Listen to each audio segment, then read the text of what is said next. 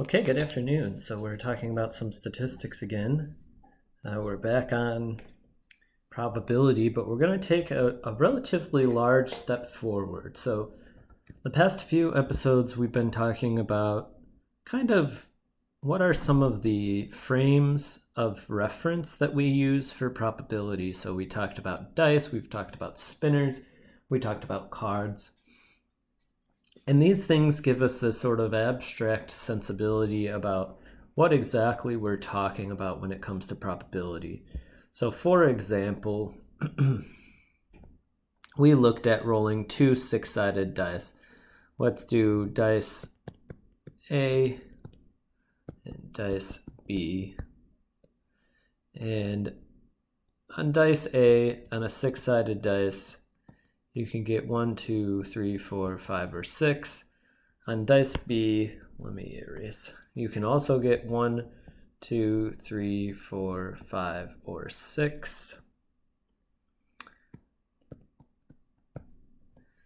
And we have kind of a cross here in this question where we could look at the sum and we say, okay, if these are the dice values on the separated dice, we can look at the sum of the dice faces showing. And we've done this a few episodes ago, so I'm just going to get it drawn out for us. I didn't do it beforehand because sometimes I think it's good to recognize that these things are always created, right? In the sense that we're not given these, we're actually analyzing the sample space. Okay.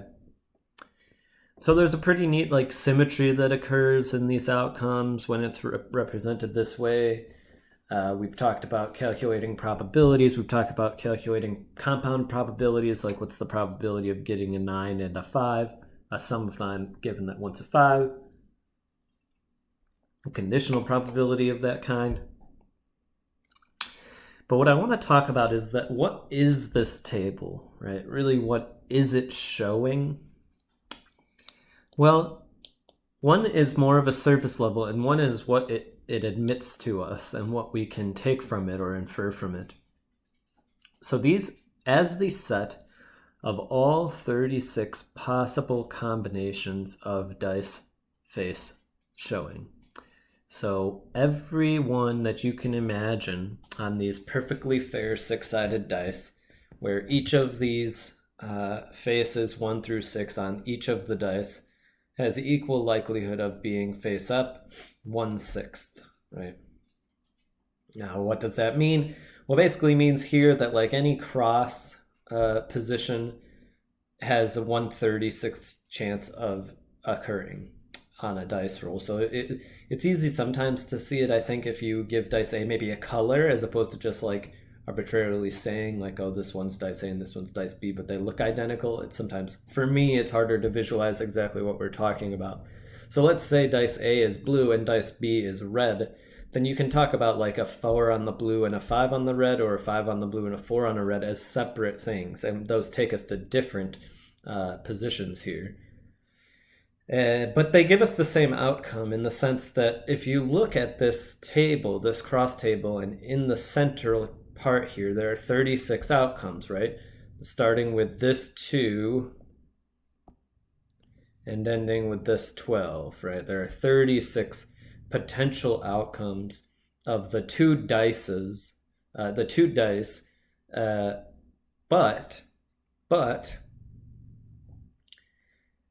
with this additional step of saying, well, we're not just looking at the sort of ordered pairs of what is on dice A and what is on dice B. So 4, 5 is different than 5, 4. Yes, okay, we'll admit to that for now. We're actually going to look at the fact that there are fewer outcomes when we talk about the sum. What are those outcomes? Well, we can list them. You have the outcome of 2, 3, 4, 5, 6. You can get a 7, 8, 9, 10, 11, or a 12. So these are the sum outcome possibilities, right? We can't, for instance, get a 1. We can get a 1 on a particular dice, but the sort of lowest of sum value we could get is if they're both the lowest values separately, they're both 1, and therefore their sum is 2. Similarly, we can't get a 13 because the highest value either of them can have separately is 6, and if they both happen to be at their maximum separately, that will maximize the sum and it will be 12. And those extremes, 2 and 12, are relatively rare compared to some of the internal numbers between them.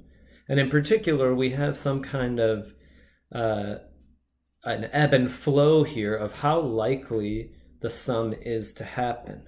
In other words, some of these internal numbers in the 6, 7, 8 range, say, start to happen relatively frequently, right? You can even see like the step up. Let's just count for a second. Actually, I'm going to zoom out just a little so we can get this table on there at the same time as this lower table. So what are we talking about here? Well, what we're saying is, okay, we have 36 possible outcomes in the sample space of 2 dice, 6-sided dice values after rolling them. And we're in this sort of theoretical space still of saying, okay, there's 6-sided dice. One side is a 1, one is a 2, one is a 3, one is a 4, one is a 5, one is a 6. All 6 of those sides are equally likely to be face up after you roll this dice. It's random, so they're each 1/6, and we have 2 of them. Right? We have 2 of these dice. So we're rolling both of them and saying, well, okay, what is the sum of these 2 dice? Can we make any sort of predictions, or can we talk sort of about what the outcome is? Where is it likely? Where is it unlikely? Well, one thing we've just done just now is to say we have defined a bit of the character where the outcomes for the sum that are never going to happen. So they have probability 0. Okay. They have 0 outcomes corresponding to them. So that's a sum of 1, or say 0, or any negative number. We can't get anything like that. It's also a sum of 13, and therefore 14 and 15 and 16 by the same type of reasoning that the largest you can get is 12. You can't get any bigger than that. Additionally, we want to say, right, there's no non-whole number values. It's not like we can get a 3.5 as a sum. There are places in probability and just in everyday life where we might be talking about averages, and those can be decimals, despite the fact that the outcomes that you're talking about are never decimals. So a perfect example of that is to say, if you just have a single, just one 6-sided dice, and you ask what is the sort of average value of the single dice roll, it's actually 3.5, 3.5, right? The average of 1, 2, 3, 4, 5, and 6, each at 1/6 likelihood. So that's interesting, right? Because no value can take on a decimal, but the average could be a decimal. That's a confusing thing for people, and it's worth just saying, and we'll return to it probably many times, actually. But in this case, when we're looking at this kind of array of outcomes here for the sum, we can see, since we see all the possible combinations here, they're all whole numbers on each side, and the sum of whole numbers is a whole number. So we're trapped between 2 and 12. In other words, this process here that I've drawn out, maybe there was a blind spot for me where I'm saying, oh, it's just 2 through 12. I get that. I understand that. And if you've used dice and rolled 2 for some reason, maybe you also recognize that, like, if you get 2 6s or 2 1s, that's kind of, those are the extreme cases. And there's nothing more extreme than them. And so what can we do here?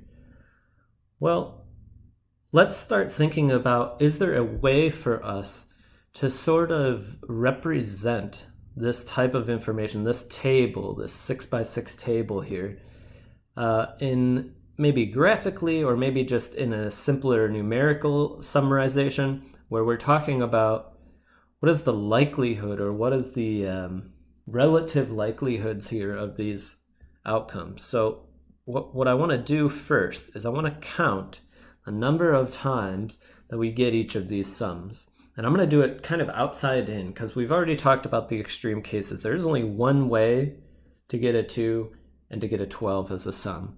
To get the 2, you have to roll 2 1s. To get the 12, you have to roll 2 6s. So both of them are 6s. That never happens in a different way. Both of them are 1s. Never happens in a different way. Now that immediately falls away as we move inward one step, right? So from 2 to 3, a sum of 3.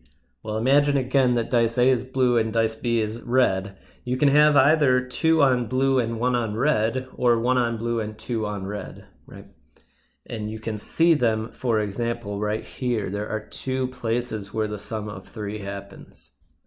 Similarly, very, very similarly, you can get 5 6 or 6 5. So there are 2 places that 11 happen.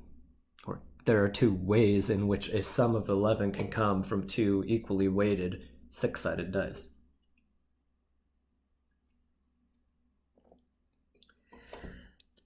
So it's an exercise literally in counting. When we have listed all of the possible outcome combinations and then therefore their resulting sums, we can see there are 3 ways to get a 4. There are also 3 ways to get a 10.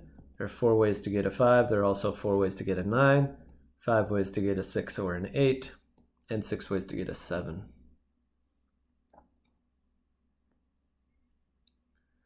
All we're doing here when we do something like a sum, or I should say a count, is we are literally counting how frequently an outcome happens. And we're just summarizing it. So hopefully you can see that going from this 36 entry table of dice A by dice B, it is a list of all the possible sums. It's a complete list. It's an exhausted list. Going to the secondary table here of sums and counts, okay, we lose a little bit because we're kind of ignoring to some extent or not caring as much about the fact that it's a 2 on the red and a 1 on the blue, or a 2 on the blue and a 1 on the red. We're saying that in essence, those 2 results are the same when it comes to the sum. They might have come from something different, but they result in the same sum. So we're wanting to compile them. We're going to say that those 3 sums, that's what we want to kind of analyze here and say, okay, now what we're looking at, we don't have to do the counting. The counting has been done. It's in this table now. If we ask the question, how many ways can you get a sum of 6 by rolling 2 of these dice? Oh, 5 ways. I don't have to go up here and count, 1, 2, 3, 4, 5. It's already analyzed there. How many times can I get 6? Or how many ways? 5. 5 ways. 5 ways. How many can get a 7, 6? How many can get a 9, 4? How many can I get a 12, 1? So on. And again, implicitly, we have a bunch of zeros, right? 13 is 0. 1.5 is 0. Right? Nothing but these things, excuse me, is possible.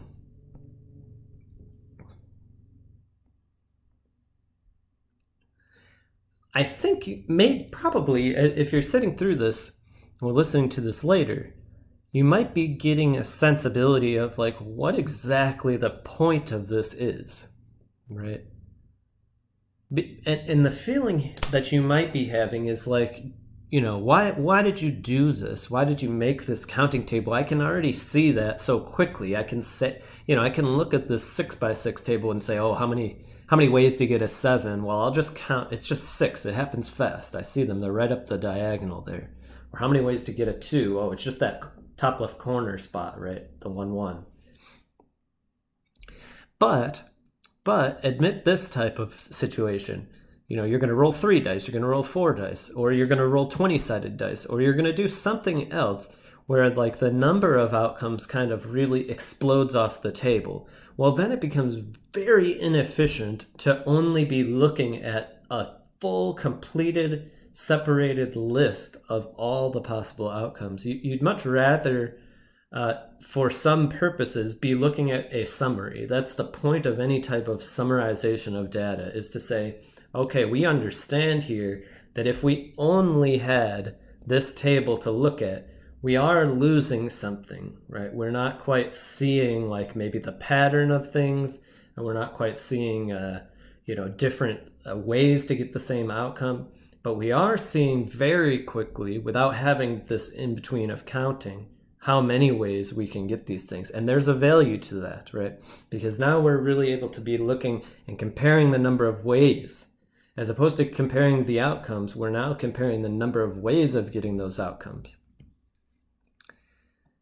And this is going to be the next big step here in probability, which is we're not going to be looking at separated probability questions in the sense that we have been asking questions, and we did about the dice game, what is the probability of getting an 8? Okay, well, you count them, 5 ways of getting an 8 out of 36 ways, and we answer that question 5 out of 36. That's perfectly valuable. It's perfectly reasonable. It tells you something very specific and powerful, and you can repeat that type of process for many different types of questions. What is the probability of getting a 10 given that one of the dice is a 6? So on. All useful. What probability distributions are talking about is, in essence,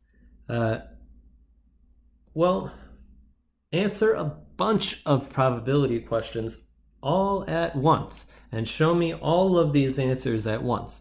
I want to see what is, and kind of the bunch of probability questions that you're answering are answering kind of an umbrella singular question, which is, show me, describe for me the relative likelihoods of all of the outcomes. I want to know, basically, I want to get a sense of,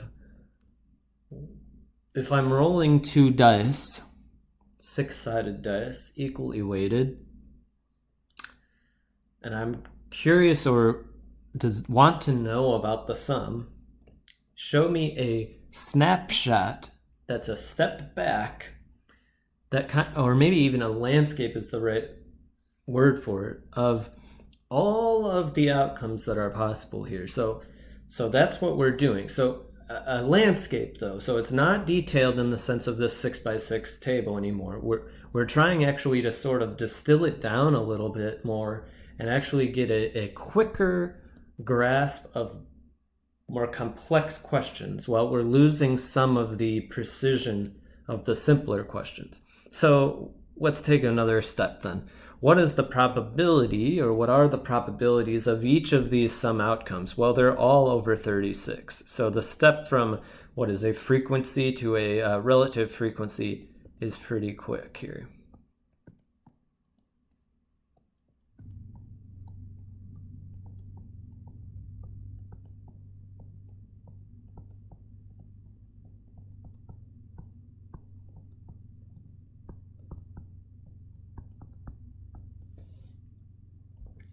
So what is really happening in this step? It's very subtle and very, very powerful. The 36, that is the denominator of all these probabilities, is not arbitrary. And you might say, well, of course, like if we were calculating the probability, we're dividing by the number of outcomes. That is absolutely true. But there's more to it, sort of. When we're talking about probability distributions, we are talking about looking at all of the possible outcomes. Everything with a non-zero probability. And so we have some features that we really care about here. And the primary one is, in essence, accuracy. So what we list, or what we're showing in a probability distribution, should be a set of accurate individual probability calculations.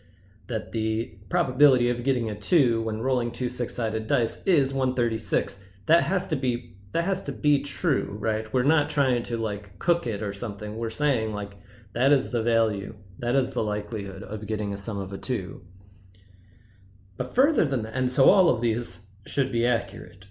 But further than that, we can check a little bit whether we have been fully accurate and whether we have accounted for everything. In saying that the sum, take a moment with this. The sum of all the probabilities, non-zero probabilities in the distribution should add to 1, meaning you have accounted for 100% of the possibilities, all of them. You haven't left any out, and you haven't included something that shouldn't be included, right?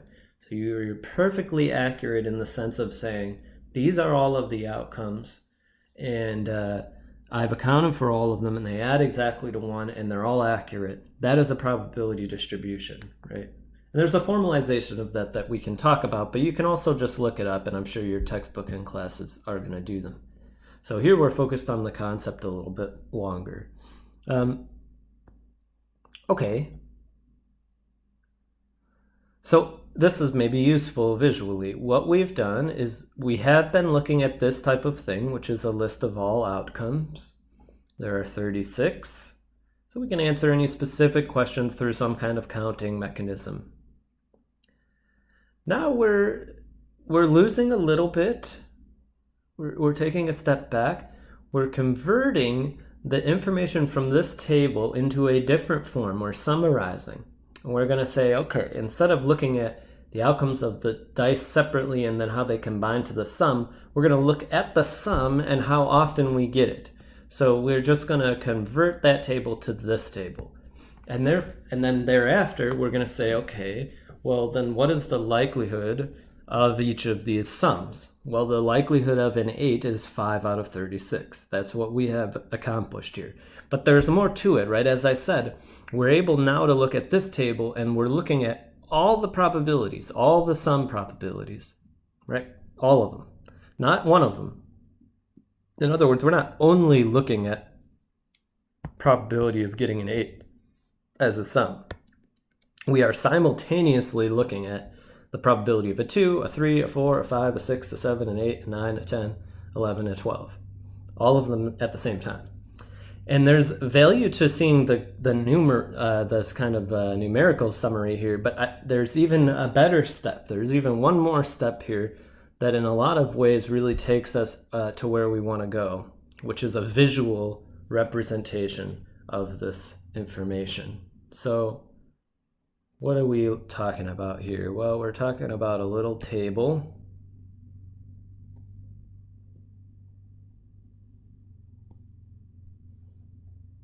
And it's a table with some hash marks here. I'm going to try it. This is freehand, so it won't be perfect.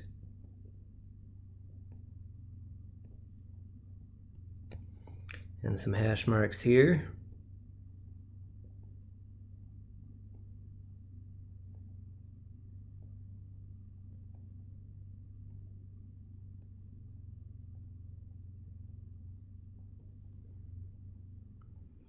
And what is on each of these axes? Well, this will be the sum, and this will be the count. So again, when we're converting here to the graphical, I'm gonna use this row at first as opposed to the probability row. But we saw in the conversion of the numerical thing how easy it is once you've done the count to then move to probability. You just divide by all the total possible of outcomes, number of outcomes, 36. And I should always say, when we say total outcomes, we're saying total outcomes of a certain event, rolling 2 dice and looking at their sum. Now, what do we have here? Well, we have, sorry.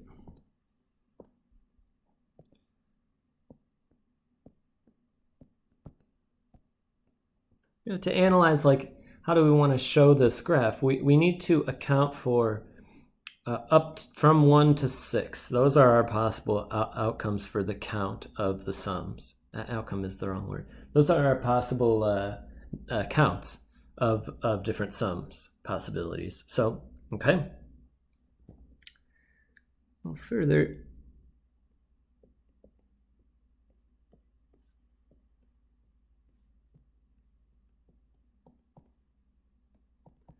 something different happening here. I'm not actually, in this case, I'm not saying that the hash mark is the number. I'm saying in between the hash marks is one of the numbers. So it's a little different than some of the algebra graphs that you may have seen, but it's relying essentially on the same the same principle here, which is that these are markers of value so that we can, correspond them.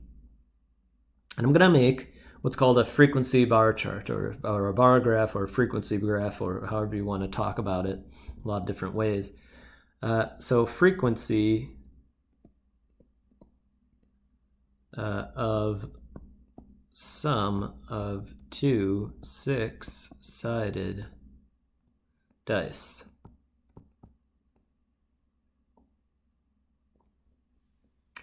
The height of each bar corresponds to the count of outcomes for that bar.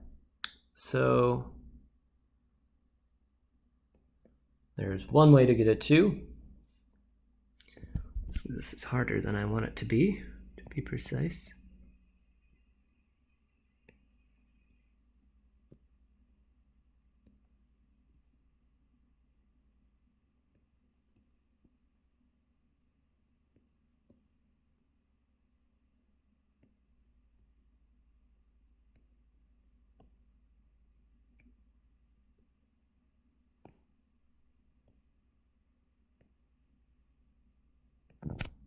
Okay. So it's not perfectly precise, but hopefully it's close enough. I'm capping these bars at 1, 2, 3, 4, 5, 6, according to this highlighted row of numbers, right? This, what we're looking at, very, very close to a probability distribution. The difference would be we would change the vertical axis from count to probability, and instead of 1, 2, 3, 4, 5, 6, it would be 1 out of 36, 2 out of 36, 3 out of 36, 4 out of 36, 5 out of 36, 6 out of 36. So the probability is instead of the count. But look at this. This is really beautiful, right?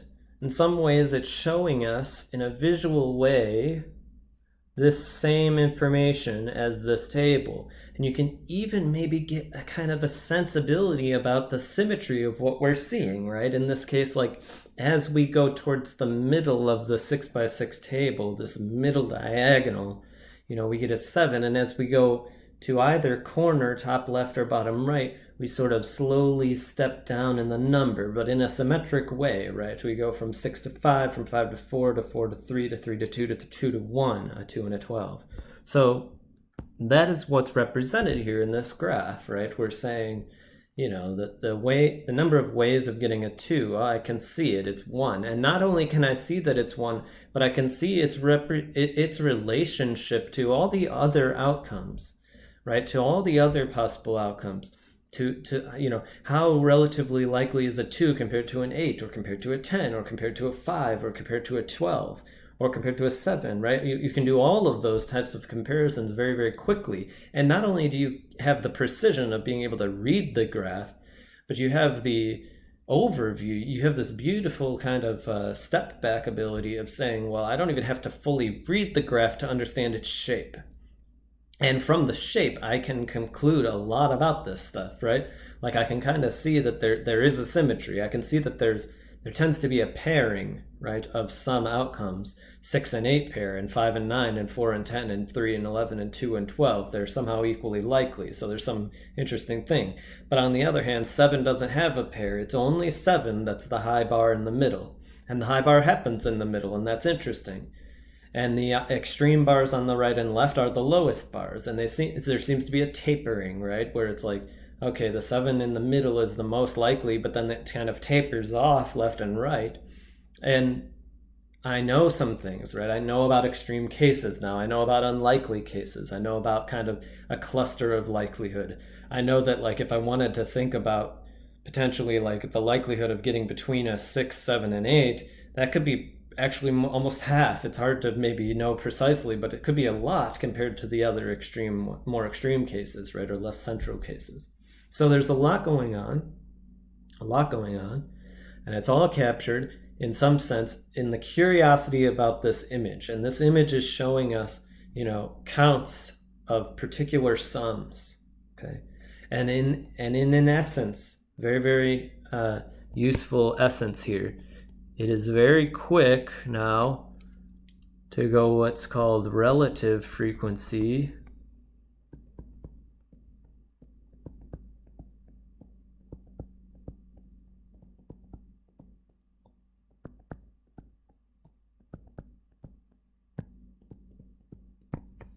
The probabilities. Now we're looking at the graphical representation of a probability distribution, a discrete one, meaning that there's only the outcomes 2, 3, 4, 5, 6, 7, 8, 9, and 10, and 11, and 12, as opposed to infinitely many, which we'll get to, continuous.